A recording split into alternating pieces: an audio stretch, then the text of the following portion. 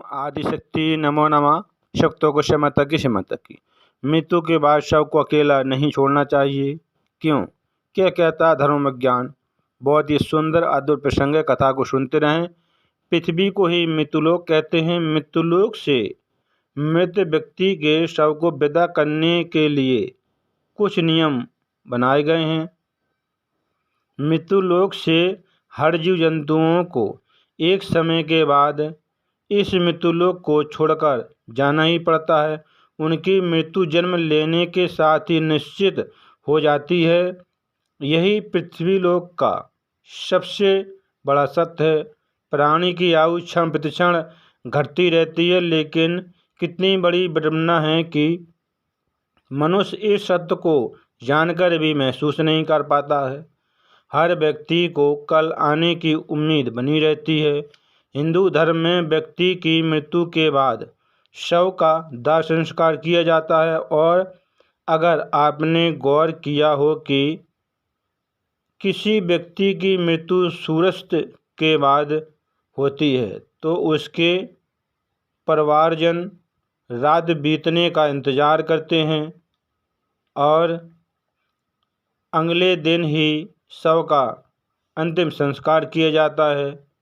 और यदि शव को रात भर ही रखना पड़ा तो उस दौरान जानकार लोग शव को अकेले नहीं छोड़ते हैं, बल्कि कोई न कोई व्यक्ति शव के पास रात भर रहता है और सुबह दाह संस्कार पूर्ण होने तक वह शव के देखभाल में ही रहता है।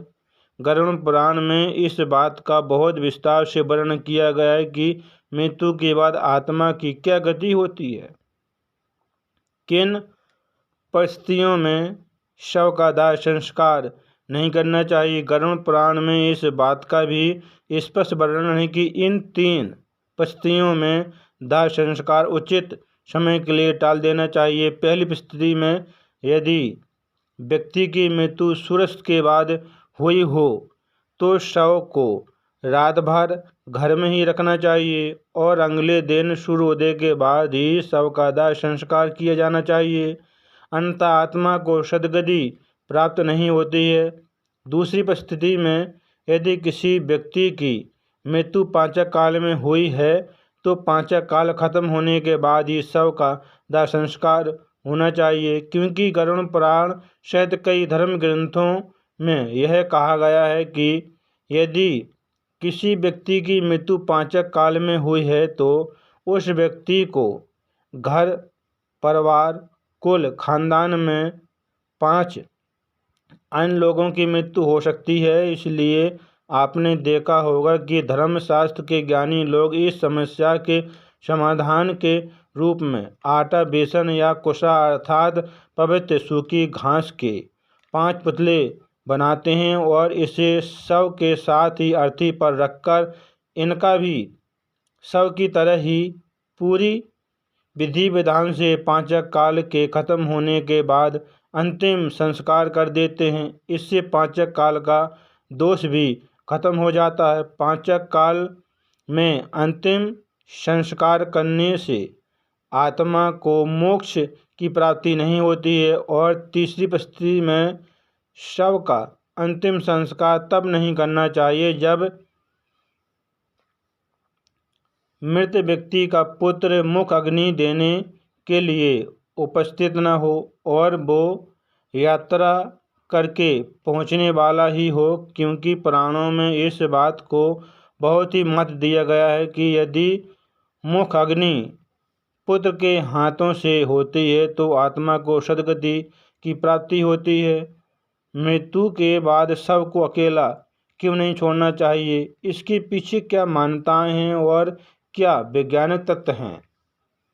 मृत्यु के बाद आत्मा 13 दिन तक घर में रहती है। गरुड़ पुराण में बताया गया है कि मृतक का शव पूजनीय हो जाता है। ऐसे में दाह संस्कार के पहले शव को अकेले नहीं छोड़ना चाहिए, अन्यथा आत्मा का अपमान होता है। गरुड़ पुराण में यह भी लिखा है कि यदि शव को चींटी बिल्लियाँ कुत्ते कीड़े मकोड़े इत्यादि से हानि होती है तो ऐसे ही कष्ट आत्मा को यमलोक के मार्ग में भोगने पड़ते हैं।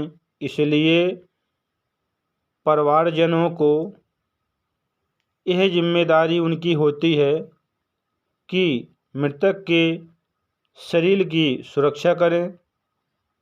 रात के समय तामसिक शक्तियाँ ज़्यादा प्रबल होती हैं। जब शरीर से आत्मा निकल जाती है तो शरीर रिक्त हो जाता है। ऐसे स्थिति में यह शक्तियाँ उस शरीर को अपने वश में करने का प्रयास कर सकती हैं। इसकी संभावना खत्म करने के लिए किसी व्यक्ति का मृतक शरीर के पास होना जरूरी होता है।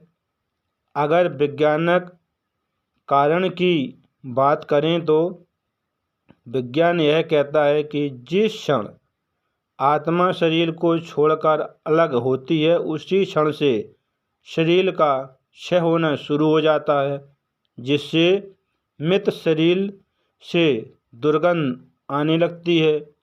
इस दुर्गंध को कम करने और वातावरण को धार्मिक रखने के उद्देश्य से मृत शरीर के आसपास अगरबत्ती, धूप, दीप इत्यादि जलाए जाते हैं। ऐसा करने की जिम्मेदारी जो व्यक्ति शव की देखभाल करता है उसकी होती है। इस बात की भी संभावना है कि तंत्र मंत्र करने वालों से व्यक्तियों से मृत शरीर को नुकसान पहुंचाया जा सकता है, जिससे मृत आत्मा भी संकट में पड़ सकती है। इसलिए किसी भी तांत्रिक को मृत शरीर के आसपास नहीं आने देना चाहिए। गरुड़ पुराण में भगवान विष्णु और पक्षीराज गरुड़राज के बीच की बातों को लिखा गया है, जिससे भगवान विष्णु बताते हैं कि यदि इन बातों का ध्यान में नहीं रखा गया और शव का अंतिम संस्कार सूर्यास्त के बाद या रात में ही कर दिया गया तो उस व्यक्ति की आत्मा को असुर योनि या पिशाच योनि में जन्म मिलता है और अनेकों कष्ट भोगने पड़ते हैं। व्यक्ति की मृत्यु का और अंतिम संस्कार का समय कितना महत्वपूर्ण होता है, इसका महत्व इस घटना से समझ सकते हैं।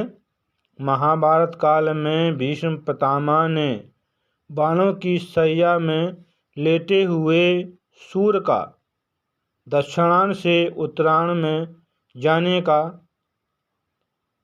इंतजार किया था और उसी के बाद शरीर त्यागा था, क्योंकि उत्तरायण के समय प्रकृति और चेतना की गति ऊपर की ओर होती है।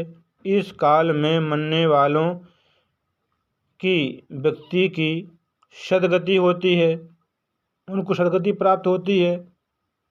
इसलिए अगर कोई रात में मर जाए तो ऐसी स्थिति में लाश को लेकर शमशान घाट नहीं जाते हैं। लाश को रात भर घर में ही रखा जाता है। सुबह होने का इंतज़ार किया जाता है और ऐसे में मृत शरीर को एक पल अकेला नहीं छोड़ा जाता है। कोई न कोई व्यक्ति हमेशा रखवाली के लिए मौजूद रहता है। तो यह कारण था कि शव को अकेला नहीं छोड़ना चाहिए। बहुत ही सुंदर अद्भुत प्रसंग था। कथा को सुनते रहें। आपकी इस विषय में क्या राय है, कमेंट करके अवश्य बताएं। कथा को सुनते रहें, काम करते रहें।